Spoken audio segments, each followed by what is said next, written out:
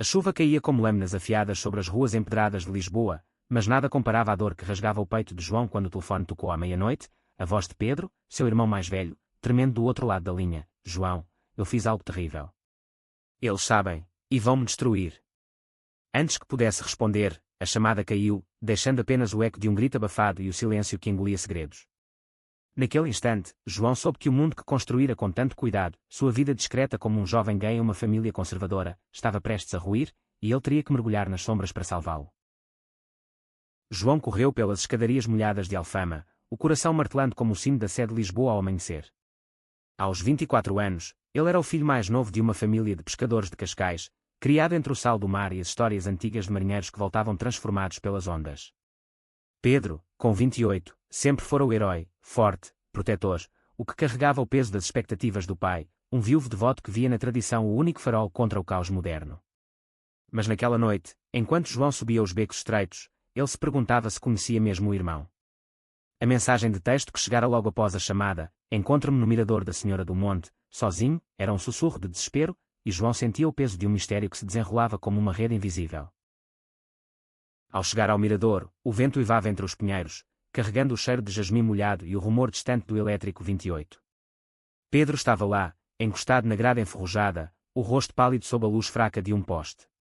Seus olhos, outrora cheios de risos compartilhados nas praias de Oeiras, agora carregavam uma sombra que João nunca vira. Eles me viram, João, murmurou Pedro, a voz rouca como se as palavras fossem pedras na garganta. Eu tenho um amante. Um homem. E a família do meu chefe descobriu.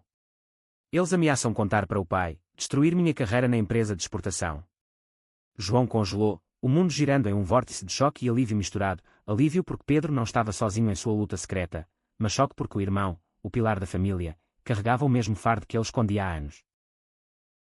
Eles se abraçaram ali, sob a chuva que amainava, e João sentiu o tremor no corpo de Pedro, não de frio, mas de terror puro. Eu não posso perder tudo agora, confessou Pedro, afastando-se ligeiramente, os olhos fixos no horizonte onde as luzes de Lisboa piscavam como estrelas caídas. O pai já mal fala comigo desde que voltei da África do Sul, onde gerenciei aquele projeto.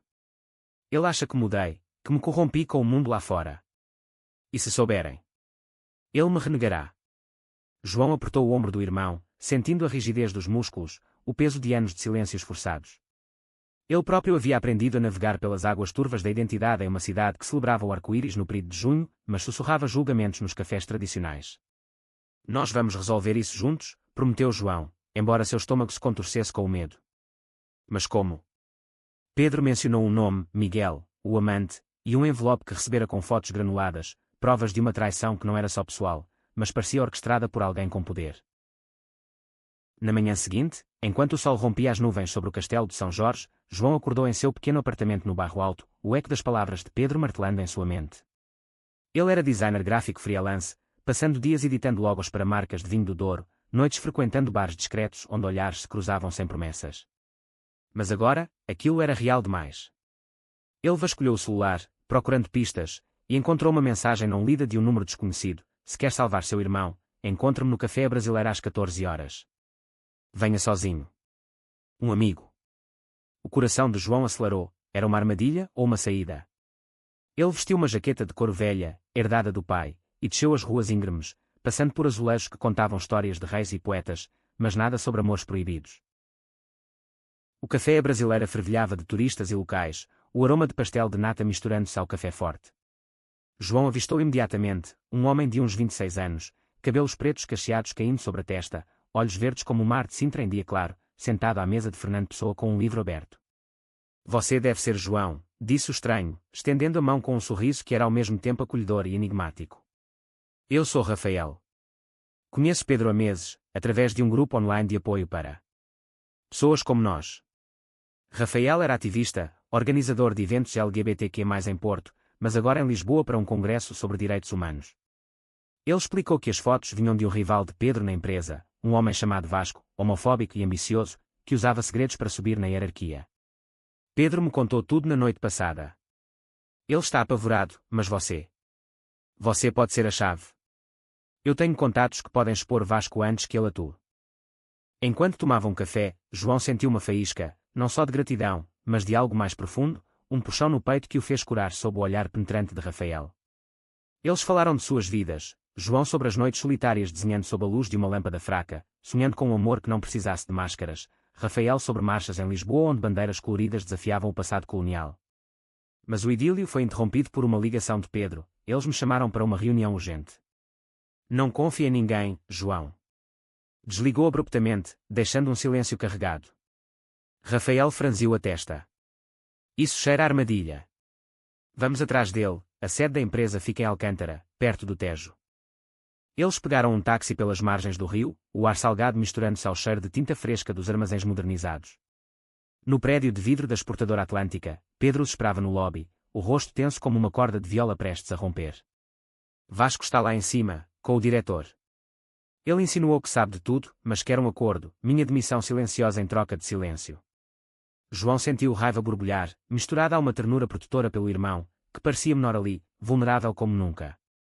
Rafael, com sua calma estratégica, sugeriu gravar a conversa, usando um app discreto em seu telefone. Provas são nossa arma, disse ele, tocando levemente o braço de João, um gesto que enviou um arrepio elétrico pela espinha dele. Subiram no elevador, o zumbido mecânico e quando o nervosismo de João. No 12º andar, a sala de reuniões era um aquário de luxo, com vistas para o estuário. Vasco, um homem de 40 anos com terno impecável e sorriso de tubarão, os recebeu com falsa cordialidade. Pedro, seu irmão e um amigo. Que surpresa! A reunião se desenrolou como um duelo verbal. Vasco pressionava por erros fictícios no projeto africano de Pedro, insinuando distrações pessoais que comprometiam a empresa. Pedro suava, as mãos trêmulas sobre a mesa de mogno. João, do canto, observava, o coração apertado ao ver o irmão se dobrar. Mas quando Vasco deixou escapar uma ameaça velada, segredos têm um preço, e famílias como a sua não aguentam escândalos, Rafael ativou a gravação sutilmente. Saíram dali com Pedro intacto, mas abalado. No carro de Rafael, um Fiat antigo que cheirava a livros velhos, o silêncio era pesado. Obrigado, murmurou Pedro, olhando pela janela para as gaivotas sobrevoando o Tejo. Eu nunca quis envolver você nisso, João. Meu medo. Ele me cegou. João apertou sua mão. Somos família. E famílias lutam juntas. Rafael dirigiu até Cascais, onde o pai deles, Manuel, vivia em uma casa branca debruçada sobre o mar, cercada de redes de pesca secando ao sol. Chegando lá, o crepúsculo pintava o céu de laranja, e Manuel os recebeu com um abraço ríspido, os olhos semicerrados de suspeita. O que traz vocês aqui sem aviso? Pedro, você parece um fantasma. A janta foi tensa, bacalhau à brás fumegante, vinho verde gelado, mas conversas superficiais sobre o tempo e o futebol do Benfica. João sentia o peso do segredo como uma âncora, e Rafael, sentado ao seu lado, trocava olhares que diziam, aguente firme. Depois, enquanto Manuel fumava no alpendre, Pedro puxou João para o quintal, sob o luar que dançava nas oliveiras. Eu amo Miguel, irmão. É real, como o que você sente, eu sei agora. Mas o pai. Ele cresceu em uma Portugal de ditadura, onde ser diferente era crime.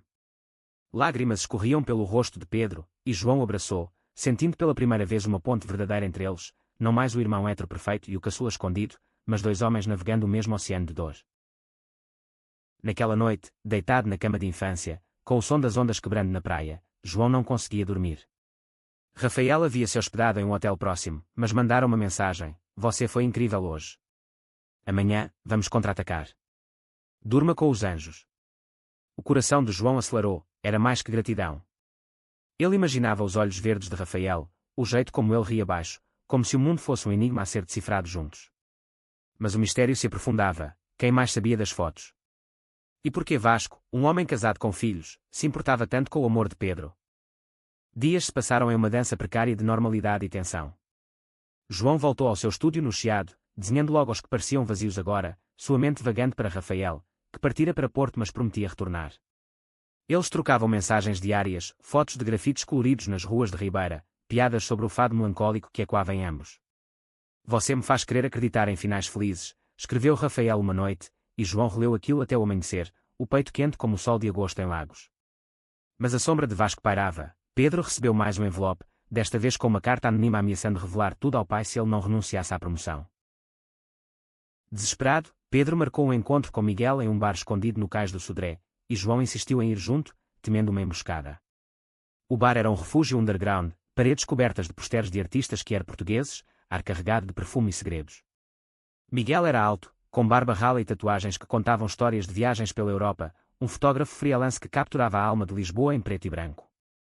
Ele abraçou Pedro com uma intensidade que fez João invejar, não o amor deles, mas a coragem de mostrá-lo em público, mesmo ali. Eu não vou deixar que nos separem, jurou Miguel, os olhos flamejando. Mas enquanto conversavam, João notou um homem no canto, celular na mão, filmando discretamente. Aquele é um capanga de Vasco, sussurrou Rafael por chamada de vídeo, que João ativara em segredo. Vamos virar o jogo.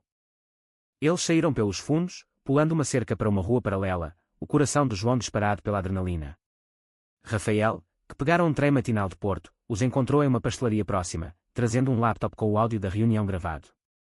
Juntos, editaram um dossiê, transcrições, conexões de Vasco com grupos conservadores online que pregavam contra a decadência moral, em Portugal pós-descriminalização gay em 1982. Ele não é só homofóbico, é calculista, explicou Rafael, seus dedos roçando os de João ao passar o mouse, um toque que durou um segundo a mais, enviando faíscas. Pedro e Miguel, de mãos dadas sob a mesa, pareciam reviver, mas João via a fragilidade, e se o pai descobrir antes? A decisão veio como um raio, confrontar Manuel.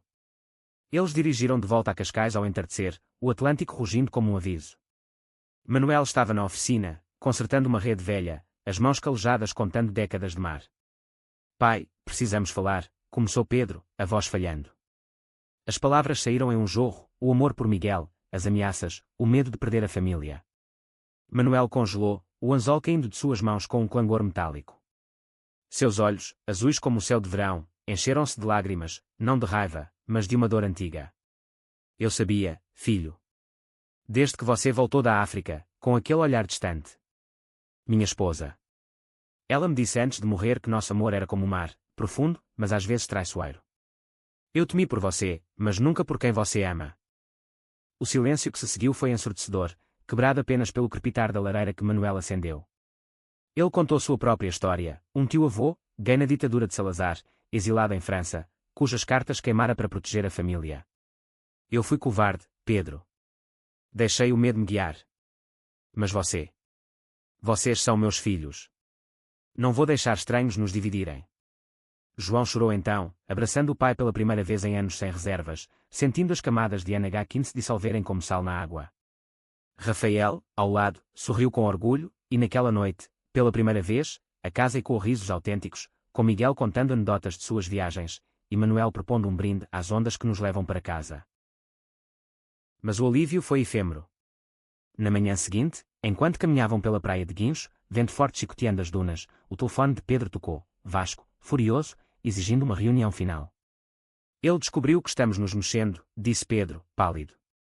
João sentiu um frio na espinha, o mistério se ramificava. Rafael, que ficara para ajudar, sugeriu envolver a polícia, mas Pedro recusou, isso destruiria minha carreira antes de eu provar inocência. Em vez disso, eles planejaram uma armadilha, João se passaria por mediador, Rafael como advogado, e gravariam tudo novamente. A reunião foi marcada em um armazém abandonado em Belém, perto do Mosteiro dos Jeronimos, um lugar de glória histórica agora sombrio com ecos de império decadente. Ao anoitecer, com a maré alta lambendo os pilares, eles entraram. Vasco esperava com dois homens corpulentos, o ar cheirando a umidade e traição. Vocês acham que podem me chantagear com gravações, rosnou ele, brandindo um pendrive. Eu tenho mais, provas de que Pedro desviou fundos na África para bancar sua vida dupla. Era uma mentira, mas o pânico nos olhos de Pedro era real. João interveio, voz firme apesar do tremor, mostras, então. Ou vamos à imprensa com o seu ódio disfarçado de ambição. O confronto escalou, Vasco avançou, um soco mirando Pedro, mas Rafael se interpôs, levando o golpe no ombro. O caos irrompeu, cadeiras virando, gritos ecoando nas paredes de pedra. João lutou para proteger o irmão, sentindo o gosto de sangue na boca de um golpe perdido, mas no meio da briga, um dos capangas deixou cair um celular. Rafael o pegou, descobrindo mensagens que ligavam Vasco a um esquema maior, extorsão de funcionários LGBTQ+, na empresa, vendendo segredos para um blog conservador financiado por políticos. Acabou, Vasco, gritou João, ativando a sirene do celular para chamar a polícia. Sirenes uivaram ao longe, e os agressores fugiram, deixando Vasco algemado momentos depois. De volta ao carro, com Pedro abraçando Miguel no banco de trás, João virou-se para Rafael, que massageava o ombro machucado. Você se machucou por nós, murmurou, limpando um corte na testa dele com um lenço. Rafael sorriu, os olhos brilhando na luz dos faróis. Por você, eu faria de novo. Isso é o que o amor faz, nos torna corajosos. O ar entre eles crepitava, e João se inclinou, seus lábios se tocando em um beijo suave, salgado de lágrimas e vitória. Era o primeiro de muitos, um selo de uma conexão forjada no fogo da crise. Semanas se transformaram em um bálsamo cauteloso. A investigação policial expôs o esquema de Vasco, levando à sua demissão e a um processo por difamação e extorsão. Pedro foi promovido, não por piedade, mas por mérito reconhecido, e ele e Miguel decidiram morar juntos em um apartamento com vista para o Douro, em Porto, onde as videiras sussurravam promessas de renascimento. Manuel, transformado pela confissão, começou a frequentar um grupo de apoio para pais de filhos LGBTQ+, lendo livros de autores como José Saramago sobre liberdades invisíveis. Eu era cego, filhos, disse ele uma tarde em Cascais, enquanto pescavam juntos, o sol poente tingindo o mar de ouro. Mas agora vejo, o amor não tem gênero, só profundidade. João, porém, carregava uma inquietação nova. Com o mistério resolvido, veio o espaço para si mesmo, e para Rafael. Eles se viam nos fins de semana, passeios pelo Jardim Botânico de Lisboa, onde flores exóticas ecoavam a raridade de seu encontro, jantares em tascas de moraria, com fado ao vivo que arrancava confissões sussurradas. Rafael contava de sua infância em Coimbra, filho de professores que o incentivaram a lutar por direitos, mas que nunca entenderam plenamente sua solidão. Eu marchava por milhares, mas à noite, era só eu e o vazio, admitiu ele uma noite, deitado na grama do Parque Eduardo VII, estrelas salpicando o céu como confetes. João compartilhou suas inseguranças, o medo de ser o gay da família, agora que Pedro saíra do armário, o pavor de que o amor fosse outra armadilha disfarçada. Mas havia faíscas de dúvida. Uma mensagem anônima chegou ao celular de João: Rafael não é quem parece. Pergunto sobre o ex em Porto. O ciúme rastejou como era venenosa, e João confrontou Rafael durante um café no Time Out Market, o burburinho de vozes abafando sua voz trêmula. Quem é André? Porque você nunca mencionou. Rafael empalideceu, os olhos baixando para o copo de ginginha. Meu ex. Ele. Terminou comigo há um ano, dizendo que eu era muito ativista, pouco parceiro. Foi doloroso, João. Eu não queria manchar o que temos com fantasmas. Mas as palavras soavam ensaiadas, e João viu uma foto no Instagram de Rafael, ele e André em uma manifestação recente, abraçados, data posterior ao suposto término. Você mentiu, acusou João, levantando-se abruptamente, o coração em frangalhos. Ele fugiu para as ruas de Belém, o vento do Tejo carregando sua raiva. Sentou-se nos degraus da torre, onde outrora navios partiam para mundos desconhecidos, e chorou pela traição que imaginava. Horas depois, Rafael o encontrou, ofegante de tanto correr. Eu não menti sobre o fim, mas... André voltou, pedindo perdão. Eu o encontrei para dizer não, pela última vez. Aquela foto foi um erro, um momento de fraqueza. João quis acreditar, mas o dano estava feito, uma rachadura na confiança, e quando as ondas tão lógicas de sua família. Como posso saber que não sou só uma distração? Perguntou, voz quebrada. Rafael ajoelhou-se, pegando suas mãos, porque desde o primeiro café, você é o mistério que eu quero desvendar para sempre. Me deu uma chance de provar. O conflito se arrastou por dias, pontuado por silêncios dolorosos e mensagens não respondidas. Pedro, sentindo a turbulência, convidou João para visitá-lo em Porto. A viagem de trem foi um bálsamo, vinhedos do Douro desfilando pela janela como tapeçarias vivas, o rio serpenteando preguiçoso. Em Ribeira, Miguel os recebeu com um piquenique às margens, queijos locais, alheiras grelhadas, vinho tinto que aquecia como memórias. O amor é como esse rio, irmão, disse Pedro, apontando para as águas turquesa. Curvas, redemoinhos, mas sempre fluindo para o mar. Eles falaram até o anoitecer, Pedro compartilhando como superara o medo inicial com Miguel, transformando-o em força. Você salvou a mim, João. Agora, salva a si mesmo. Inspirado, João ligou para Rafael na ponte de Dom Luís I, o ferro negro contrastando com o céu rosado. Eu sinto sua falta. Mas preciso de honestidade absoluta. Rafael chegou no dia seguinte, tremendo de ansiedade, e eles caminharam pelas ruas de azulejos, parando em uma capela gótica onde Rafael confessou tudo, o pavor de perder João por causa de um passado que não controlava, o ativismo que o isolava. Eu te amo, João. Não como uma causa, mas como o homem que me faz querer um lar. O beijo que se seguiu foi voraz, reparador, selando uma promessa sob o olhar indiferente das estátuas. De volta a Lisboa, o relacionamento floresceu em camadas profundas. Eles CEO criaram um projeto, um podcast sobre histórias LGBTQ+ portuguesas, Vozes do Arco-Íris, com episódios gravados em locais icônicos, o Rossio, onde o primeiro beijo gay público chocou a nação em 1999, Sintra, com suas lendas de amores proibidos. João narrava com sua voz suave, Rafael editava com paixão, e juntos entrevistavam casais como Pedro e Miguel, sendo uma tapeçaria de resiliência. Mas o destino, caprichoso como o fado, reservava outra reviravolta. Uma noite, durante uma gravação no Mirador da Graça, o telefone de Rafael tocou, seu pai, doente em Coimbra. Câncer, avançado, disse ele, voz embargada. João acompanhou na viagem, segurando sua mão no trem enquanto Rafael revivia memórias, o pai, professor de história, que o ensinara a amar o passado mas ignorara o presente dele. No hospital, sob luzes frias, o homem idoso, outrora rígido, estendeu a mão trêmula. Eu errei com você, filho. Li sobre quem você é. Quero conhecer o homem que te faz sorrir. Rafael chorou, e João, ao lado, sentiu as lágrimas próprias, uma ponte sobre abismos geracionais. A morte veio semanas depois, em uma manhã chuvosa de outono, com folhas de castanheira caindo como confetes fúnebres. No funeral, em uma igreja antiga de Coimbra, Rafael discursou com voz firme: meu pai me ensinou que a história é feita de lutas. A dele termina, mas a minha continua, com amor, não com medo. João, segurando sua mão, sentiu o peso compartilhado se aliviar. Mas o luto trouxe sombras, Rafael se isolou, questionando se merecia felicidade tão logo. E se eu for amaldiçoado, como as tragédias de Camões, murmurou ele uma noite, no apartamento de João, chuva batendo na janela como dedos impacientes. João não recuou. Ele organizou uma viagem surpresa a Évora, terra de templos romanos e adegas profundas, onde o tempo parecia suspenso. Lá, em uma adega de vinhos, sob velas tremuluzentes, ele propôs: não somos tragédia, Rafael. Somos o verso que rima com esperança. Eles fizeram amor com a alma, toques suaves, sussurros de promessas, emergindo renovados. O podcast ganhou tração, convidado para um festival em Lisboa, onde Pedro e Manuel se juntaram ao palco, uma família unida contra o palco das luzes. O sucesso do podcast trouxe holofotes indesejados. Uma repórter conservadora, ligada aos círculos de Vasco, publicou um artigo difamatório: ativistas gays exploram tragédias familiares para fama. As redes explodiram, haters anónimos, mas também aliados fervorosos. João acordou com o telefone vibrando, ameaças veladas: vocês vão pagar pelo que fizeram com Vasco. Ele correu para Rafael, que lia o artigo com punhos cerrados.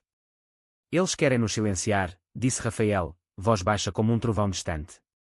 Mas em vez de recuar, eles dobraram a aposta, um episódio especial sobre extorsão e preconceito, convidando sobreviventes. A gravação foi no estúdio improvisado de João, no Bairro Alto, com microfones capturando não só palavras, mas respirações tensas. Pedro veio de Porto, trazendo Manuel, que falou pela primeira vez publicamente: eu era o preconceito. Mas o amor dos meus filhos me curou. As lágrimas no estúdio foram reais, e quando lançaram o episódio, ele viralizou, alcançando ouvintes de Faro a Bragança. Mas o backlash veio feroz, um grupo de manifestantes conservadores, e quando resquícios do passado salazarista, protestou em frente ao estúdio, cartazes gritando: protejam a família tradicional. João e Rafael saíram para enfrentá-los, mãos dadas, corações batendo em uníssono. Isso é Portugal hoje, disse Rafael, voz amplificada por um megafone emprestado. Não mais ditadura, mas ainda sombras. Mas nós somos a luz. A multidão se dividiu, alguns vaias, mas outros, jovens e idosos, juntaram-se a eles, cantando o hino do PRID. Manuel, no centro, ergueu a voz: eu sou o pai. E apoio meus filhos. O momento foi elétrico, filmado e compartilhado, transformando o protesto em símbolo de mudança. No entanto, o stress rachou algo em João. Sonhos assombrados por Vasco, agora preso mas e quando em pesadelos, o fizeram questionar: somos heróis ou apenas alvos? Rafael, exausto do luto, retrucou em uma briga feia: se você duvida, talvez não esteja pronto para isso. As palavras cortaram como facas, e João partiu para Cascais, buscando refúgio no mar. Caminhando pela praia ao amanhecer, ondas lambendo seus pés, ele ligou para Pedro: eu o amo, mas o medo. Ele nos separa. Pedro, sábio agora, respondeu: o amor verdadeiro enfrenta tempestades, irmão. Volte e lute. Dias de silêncio se seguiram, pontuados por mensagens de apoio de ouvintes, uma avó de Setúbal contando como aceitara o neto gay, um professor de Lisboa inspirado para sair do armário. Elas costuraram o coração de João, e ele retornou a Lisboa determinado. Encontrou Rafael no mirador onde tudo começara, Senhora do Monte, o sol poente banhando-os em ouro. Eu fugi do medo antes, confessou João, caindo de joelhos. Mas não de você. Case comigo, não agora, mas quando o mundo estiver pronto. Rafael riu através das lágrimas, puxando-o para um abraço. O mundo nunca estará pronto. Mas nós sim. O noivado foi discreto, um jantar em Alfama, com Pedro, Miguel, Manuel e amigos próximos. Vinho do Alentejo fluía, fado tocava baixo, e Manuel ergueu um brinde, pelos mistérios que nos unem, não nos separam. Mas o destino, sempre tramando, revelou outro segredo. Durante a faxina pós-jantar, João encontrou uma carta velha no bolso de Rafael, de André, datada de meses atrás, confessando amor não correspondido e ameaçando-se expor publicamente se Rafael não voltasse. Por que escondeu isso? Perguntou João, coração apertado. Rafael, olhos baixos, admitiu, medo de te perder. Ele é instável, poderia manchar o podcast. A traição, mesmo velada, doeu. João saiu para a noite lisboeta, vagando pelo chiado, luzes de bares piscando como falsas promessas. Sentou-se em um banco perto da estátua de Camões, o poeta cego que via tudo, e chorou pela fragilidade do amor. Horas depois, Rafael o achou, exausto de buscas. Eu errei de novo, implorou. Mas André é passado. Você é futuro. Eles conversaram até o amanhecer, desenterrando inseguranças, o medo de Rafael de ser o ativista sem raízes, o de João de ser o salvador que precisa ser salvo. O sol nasceu sobre o Tejo, e com ele, uma resolução, terapia conjunta, honestidade radical. Meses voaram em cura. O podcast evoluiu para um livro, Sombras e Arco-Íris, lançado em uma livraria de Porto com filas na chuva. Críticos elogiaram a profundidade emocional, e vendas financiaram bolsas para jovens que querem universidades. Pedro e Miguel anunciaram a adoção, um bebê de uma mãe solo em Faro, expandindo a família. Manuel, agora avô em potencial, visitava mensalmente, levando histórias de pescarias passadas. Mas para João e Rafael, o verdadeiro teste veio com uma oferta, Rafael para liderar uma ONG em Bruxelas, João para designar campanhas europeias. A escolha é nossa, disse Rafael em uma noite no terraço de Alfama, fado e quando abaixo. Europa ou Portugal? João pensou nas ruas que os moldaram, nos mistérios resolvidos e pendentes. Aqui. Onde tudo começou. Eles recusaram, optando por raízes profundas. O ano terminou com uma cerimônia simbólica no Pride de Lisboa, alianças trocadas sob bandeiras coloridas, família ao redor, o mundo assistindo. O ano novo trouxe calmaria ilusória. Com o livro um sucesso, João e Rafael viajaram pelo Alentejo, campos de cortiça e oliveiras estendendo-se como um manto infinito, parando em vilarejos onde o tempo parava. Em Évora, visitaram o templo romano, tocando pedras que viram impérios cair. Nosso amor é assim, eterno, apesar das ruínas, murmurou Rafael, beijando João sob o céu estrelado. Mas de volta a Lisboa, o passado ressurgiu como uma onda traiçoeira. André, liberado de uma clínica após colapso, contatou Rafael, eu mudei. Me deu uma chance de amizade, pelo menos. Ignorado, ele escalou, postagens online acusando Rafael de abandono, espalhando mentiras que ligavam o podcast a propaganda manipuladora. O escândalo explodiu nas redes, atas ressuscitando o artigo da repórter. Patrocinadores hesitaram, e João sentiu o pânico familiar, não só pelo trabalho, mas pelo homem que amava ser arrastado para a lama. Diga a verdade, implorou ele a Rafael em uma briga noturna, voz e quando no apartamento. Ou isso nos destrói. Rafael, ferido, retrucou, você acha que eu controlo o passado dele? Eu te disse tudo. A porta bateu, e João passou a noite em claro, questionando se o mistério inicial com Pedro era apenas o prelúdio de um ciclo de dor. Pela manhã, Pedro ligou de Porto, vem cá. Miguel e eu temos uma surpresa. A viagem foi um borrão de vinhedos invernais, e ao chegar, encontrou não só o irmão, mas Manuel e uma advogada. Elas haviam reunido provas contra André, assédios passados, violações de privacidade. Nós somos família, disse Manuel, olhos firmes. E famílias protegem. Inspirado, João retornou e confrontou Rafael calmamente, não é sobre controle. É sobre nós, juntos. Eles liberaram um comunicado conjunto, vulnerabilidade honesta sobre saúde mental, limites no amor, chamando apoio para vítimas de assédio. A resposta foi avassaladora, mensagens de gratidão de ouvintes que se identificavam, um boom no podcast. André, encurralado, pediu desculpas públicas, entrando em reabilitação. O incidente fortaleceu João e Rafael, sendo confiança em fios e rompiem. Eles expandiram o projeto, Workshops em escolas de Lisboa sobre inclusão, convidando jovens como João Fora, um garoto de 18 de Amadora, tímido mas talentoso, que desenhou o logo novo. Você me salvou, disse o menino, e João sorriu, vendo o ciclo se inverter. Primavera trouxe florescimento. Pedro e Miguel adotaram o bebê, uma menininha chamada Sofia, batizada em uma capela de Cascais com Manuel como padrinho. João, tio orgulhoso, embalava-a sob o sol, sentindo o futuro pulsar. Rafael propôs formalmente em Sintra, no Palácio da Pena, cores vivas e quando seu amor, casa comigo, de verdade, perante leis e deuses. Sim, veio a resposta, selada com um beijo sob quiosqueiros de conto de fadas. O casamento foi em julho, no Jardim do Pai em Cascais, mar como testemunha. Convidados, família, amigos quer de todo Portugal, até ex-colegas de Pedro. Manuel oficiou uma bênção laica, voz trêmula, do sal do mar, nasce a pureza do amor. Votos foram sussurrados, João prometendo desenhar nossa manhã juntos, Rafael lutar por cada arco-íris. A dança sob estrelas foi livre, corpos movendo-se sem máscaras. Mas o clímax veio inesperado. Durante a lua de mel em Madeira, ilhas verdes flutuando no Atlântico, João recebeu uma carta anônima. O verdadeiro mistério não era Vasco. Pergunta Pedro sobre o testamento da mãe. De volta, ele confrontou o irmão em uma caminhada pela praia de Oeiras. Pedro parou, ondas quebrando como confissões. Mamãe sabia de nós dois, meu segredo, o seu. Ela deixou uma carta para cada, mas o pai escondeu, temendo nos proteger do mundo. Eu descobri na África, e foi por isso que mudei. A revelação abalou, a mãe, morta há 10 anos de doença súbita, havia escrito de amor incondicional, prevendo lutas mas exortando coragem. Manuel admitiu, lágrimas escorrendo, eu quis poupá-los da dor dela, mas causei mais. O perdão veio em camadas, abraços na areia, promessas de transparência. O testamento incluía uma herança, uma casa em Ericeira para João e Rafael, símbolo de raízes compartilhadas. O outono trouxe colheita de paz. Na nova casa de Ericeira, ondas surfando ao fundo, João e Rafael construíram um estúdio, podcast evoluindo para rede de apoio, com linhas diretas para jovens em crise. Pedro visitava com Sofia, agora engatinhando nas praias, Miguel capturando momentos em fotos que imortalizavam a família. Manuel, aposentado, escrevia memórias, um pescador e seus segredos, doando lucros para causas que er. Mas uma reviravolta final testou tudo. Uma oferta de TV, série baseada no livro, com João como consultor.